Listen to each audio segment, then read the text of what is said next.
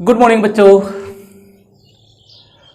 मैं सिकंदर कुमार आप सभी का मेरे YouTube चैनल मिरेकल गोल में स्वागत है। आइए आज हम आप लोग के लिए नए टॉपिक लेकर आए हैं, Newton's law of motion class 9th का। बहुत ही इंटरेस्टिंग टॉपिक है। ऐसे हायर क्लास में इसको बहुत ज़्यादा डीपली पढ़ना रहता है, लेकिन क्लास कम है तो उसी स्टैंडर्ड का हम लोग पढ़ेंगे। ठीक है, आइए हम लोग देखते हैं न्यूटन्स लॉ ऑफ मोशन। ठीक बाबू, यानी किसी भी बॉडी के लिए न्यूटन्स साहब ने 3 लॉ दिए। अगर वह बॉडी मोशन में है, 3 लॉ दिए। ठीक ना बाबू, तो आइए हम तीनों लॉ को बारी बारी से हम लोग देखते हैं, जानते हैं कि ये तीनों लॉ है क्या और तीनों में डिफरेंस क्या है। ठीक है बाबू, आइए देखते हैं। सबसे पहले हम देखते हैं Newton's first law. Newton's first law,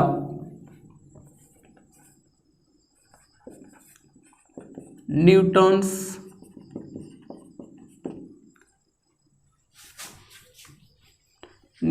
first law, law of motion. बच्चे मोशन की बात आता है, ठीक बाबू, इसका मतलब बॉडी जो है ना वह गति में है। ठीक ना, यानी हिंदी में लिखेंगे इसको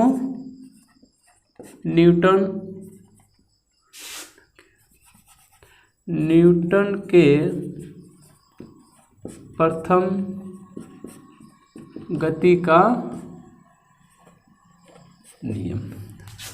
ठीक ना बाबू, चलिए न्यूटन साहब ने इस लॉ में बताते हैं, ठीक ना बाबू, कि यदि कोई पार्टिकल हो या कोई बॉडी हो, अगर वह मोशन में है तो वह मोशन में ही रहना चाहता है, या फिर यदि वह बॉडी रेस्ट में है तो वह रेस्ट में ही रहना चाहता है, जब तक कि एक्सटर्नल कोई अनबैलेंस फोर्स उस पर अप्लाई नहीं किया जाए।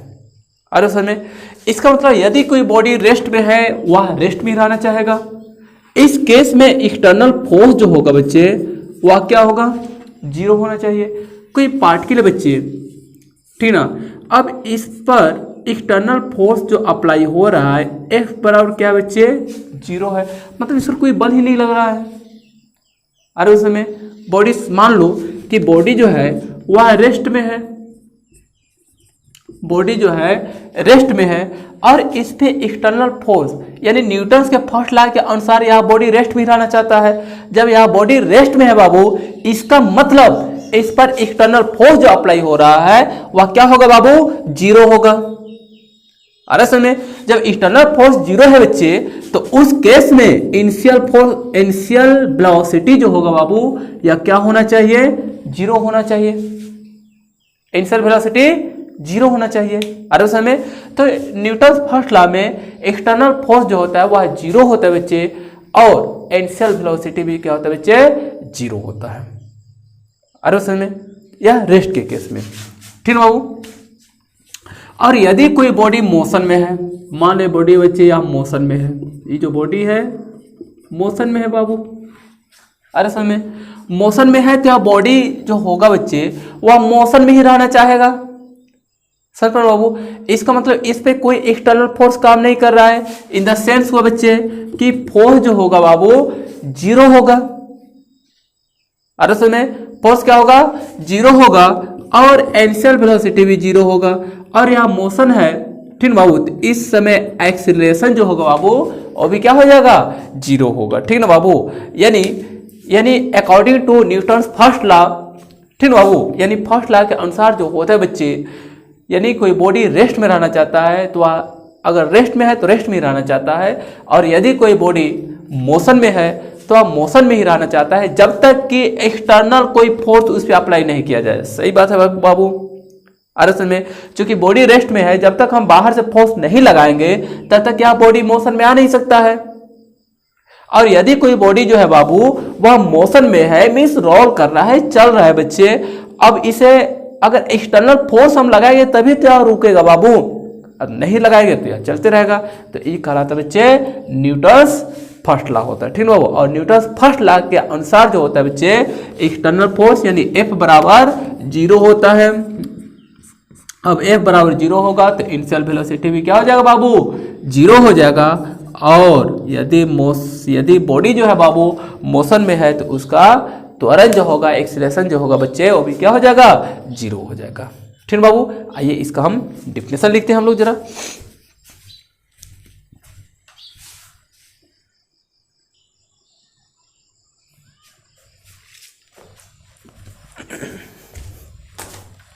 चलो देखो तो बाबू, इसी को जो अभी हमने एक्सप्लेन किए उसी को लिखें। देखो कह रहा है न्यूटन फर्स्ट लॉ में प्रत्येक वस्तु अगर विराम में है तो वह विराम की अवस्था में अथवा गतिशील है तो सीधी सरल रेखा पर समान चाल से गति की अवस्था को बनाए रखना चाहती है जब तक कि उस पर कोई बाहरी असंतुलित बल ना लगाए जाए।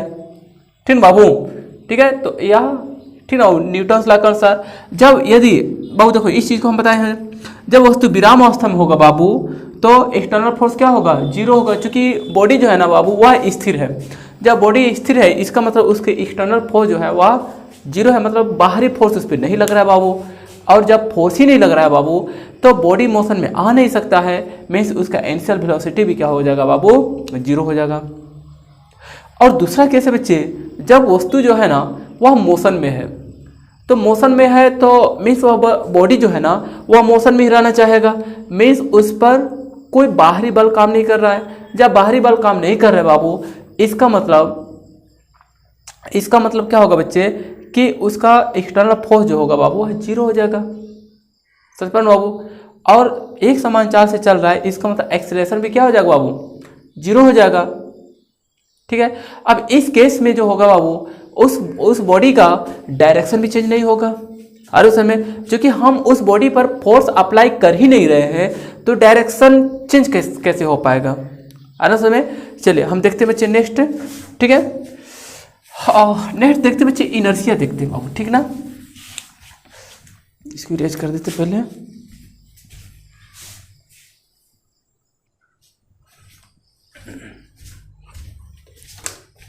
चलिए जरूरत है बच्चे, ठीक ना। न्यूटन सेकंड लॉ भी नहीं बता रहे हैं, तो पहले हम देख लेते हैं इनर्शिया, पहले देख लेते हैं, उसके बाद फिर इसके बाद हम पढ़ेंगे सेकंड लॉ थर्ड लॉ। पहले देखते हैं इनर्शिया। तो इनर्शिया जो होता है ना, ठीक ना, कोई बॉडी जो है ना वह अपने अवस्था में परिवर्तन नहीं होने देता है, यानी वह अपनी अवस्था को बनाए रखना चाहती है। यह बॉडी का, यह वस्तु का प्रॉपर्टी होता है जिसे हम लोग कहते हैं इनर्शिया कहते हैं। समझ पाओ ना, यानी अगर इसको बुक की लैंग्वेज में कहेंगे तो इनर्शिया जो होता है बच्चे वह किसी भी बॉडी के प्रॉपर्टी होता है या प्रॉपर्टी को बताता है जो अपनी अवस्था को बनाए रखना चाहती है या अपनी अवस्था में होने वाले परिवर्तन का विरोध करती है, जिसे हम कहते हैं बच्चे इनर्शिया कहते हैं। समझ पाओ ना बाबू। जैसे देखते हैं कि जैसे आप सपोज करो कि कोई गाड़ी में आप बैठे हो, ठीक ना, और जब एकाएक गाड़ी जब चलने लगता है तो आपका जो बॉडी होता है बच्चे वह पीछे की तरफ झुक जाता है। ठीक है, क्योंकि यहाँ पर इनर्शिया फोर्स काम करता है बच्चे, यहाँ इनर्शिया लगता है। क्योंकि आप जब आप गाड़ी में स्थिर बैठे रहते हैं तो आपका जो बॉडी है ना वह चाहता है कि इस अवस्था को बनाए रखना चाहती है, लेकिन जब गाड़ी एकाएक चलने लगती है तो आपकी बॉडी जो है ना उस मोशन का विरोध करता है, जिसके कारण बॉडी जो है बच्चे वह पीछे की तरफ झुक जाता है। या फिर गाड़ी में बैठे हुए हैं और एकाएक गाड़ी जाकर के रुक जाता है तो उस केस में आप दिखेगा कि बॉडी जो है ना वह आगे की तरफ झुक जाता है। समझ पा रहे हो, क्योंकि उस गाड़ी के रुकने से पहले आपका जो बॉडी था ना बच्चे वह मोशन में था, और यह बॉडी जो है ना बच्चे इस मोशन को बनाए रखना चाहता है। ठीक है बाबू, बनाए रखना चाहता है। और गाड़ी जब एकाएक रुक जाता है बच्चे, ठीक है बाबू, तो गाड़ी रुक जाता है तो रेस्ट में आ जाता है बाबू। तो यह रेस्ट में आ रहा है, इसका क्या करते हैं बच्चे, यह विरोध करता है, जिसे हम कहते हैं इनर्शिया कहते हैं बच्चे, जड़त्व कहते हैं। इनर्शिया को 3 ग्रुप में बांटेंगे। ठीक है बाबू, इनर्शिया को 3 ग्रुप में बांटेंगे बाबू। ठीक है, पहला होगा बच्चे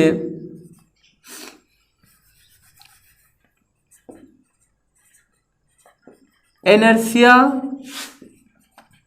ऑफ रेस्ट, यानी इसको हिंदी में लिखेंगे बाबू विराम जड़त्व लिखेंगे बच्चे। और दूसरा बच्चे, दूसरा होता है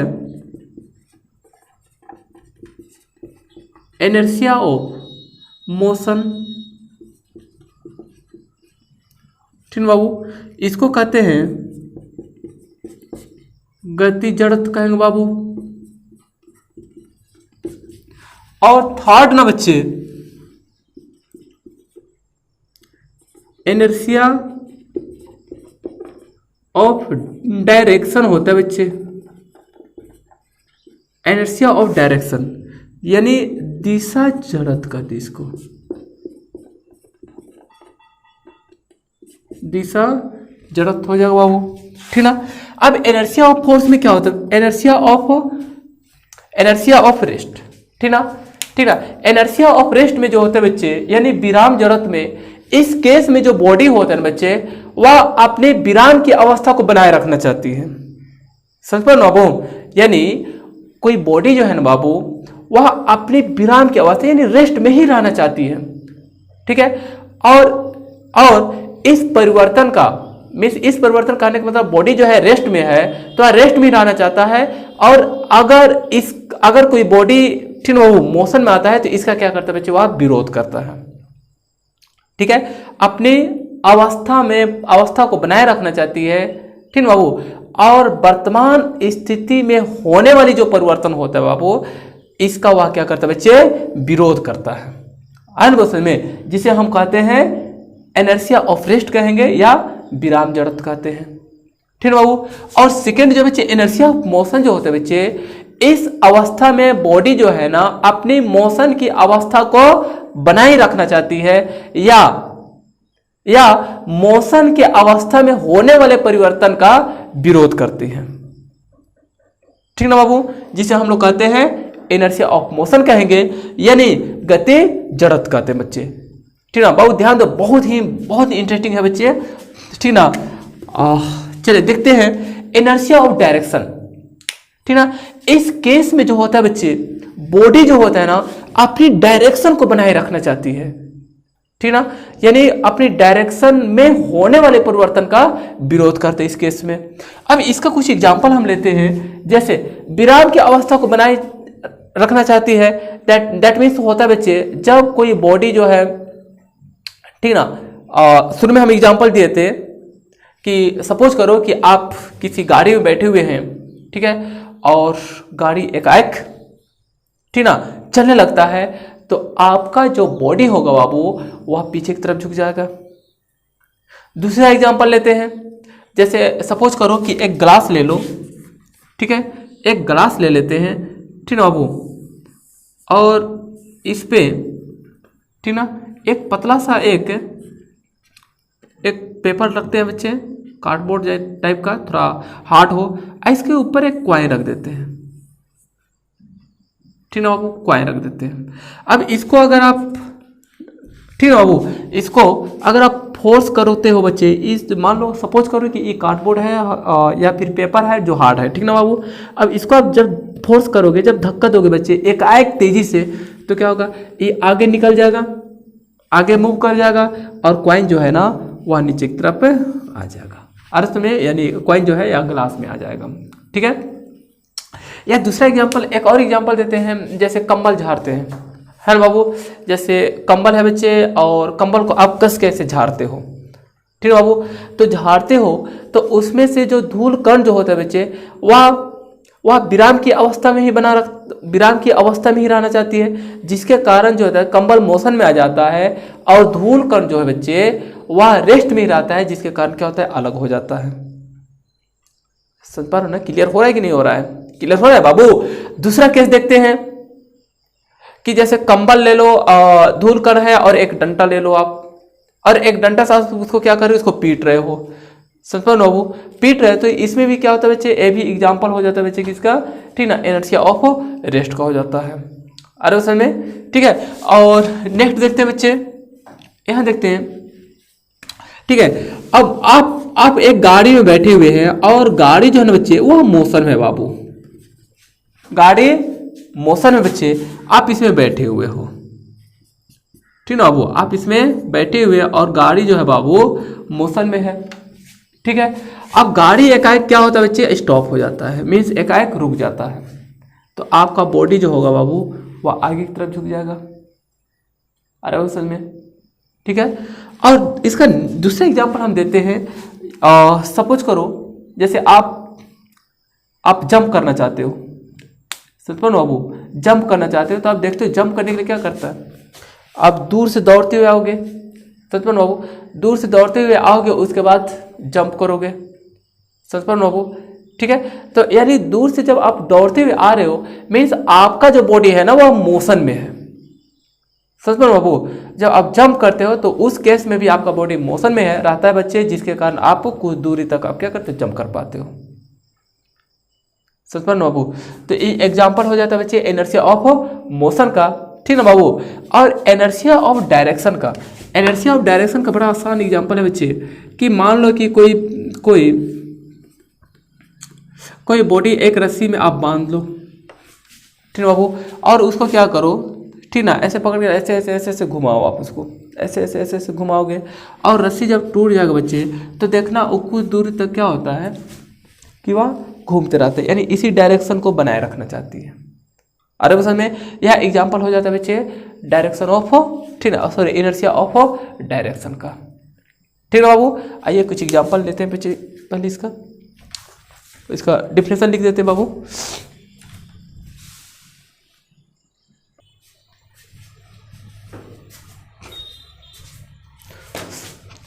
देखो तो बाबू, इनर्शिया जड़त्व किसी वस्तु की वह मूल गुण है जिसके कारण वस्तु अपनी वर्तमान अवस्था को बनाए रखना चाहती है या अपनी वर्तमान अवस्था में किसी भी परिवर्तन का विरोध करती है, ठीक ना बाबू। इसको हम डिफाइन किए थे, एक्सप्लेन किए थे, ठीक ना। अब इसको जड़त्व को, ठीक ना बाबू, यानी इनर्शिया को 3 ग्रुप में बांटी, इसको भी डिफाइन किए थे, ठीक ना। विराम जड़त्व, गति जड़त्व और दिशा जड़त्व, ठीक ना बाबू। आइए इसको हम लिख देते पहले इसको, ठीक ना।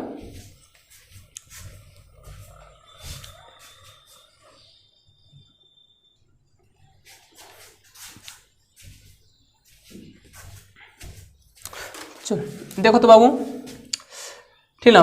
पहला बच्चे जड़त्व को 3 ग्रुप में बांटे थे, जिसमें से तीनों का हम अलग अलग करके हम इसका डिफिनेशन लिखे हुए हैं।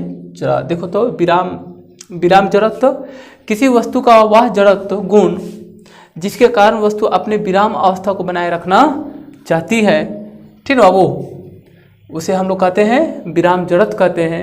जगह नहीं था इसलिए एक ही एग्जाम्पल दिए हैं, ऐसे ही सारा चीज़ को हम पहले ही एक्सप्लेन कर लिए थे, ठीक ना बाबू, कर दिए थे। देखो किसी बस या रेलगाड़ी के एकाएक रुकने पर एकाएक चलने पर यात्री का या पीछे आदमी जो बैठा हुआ रहता है बच्चे, उसका पीछे की तरफ क्या होता है बच्चे, झुक जाना होता है, ठीक ना बाबू।